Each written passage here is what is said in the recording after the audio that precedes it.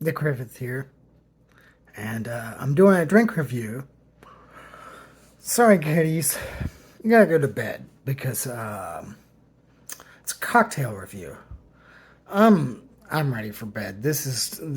I have had too many cocktails during this review session, and we're gonna do one more though. This is the club, and this is the club screwdriver. Oh, yep. I got these all from Circus Liquor. Yeah, love it.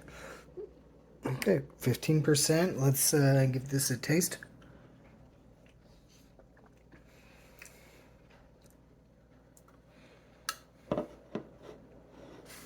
Yeah, it tastes like a screwdriver.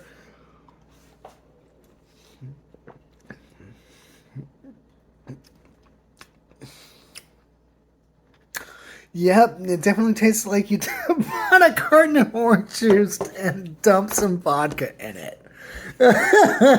Way to go, the club. Another dead on representation, for better or worse.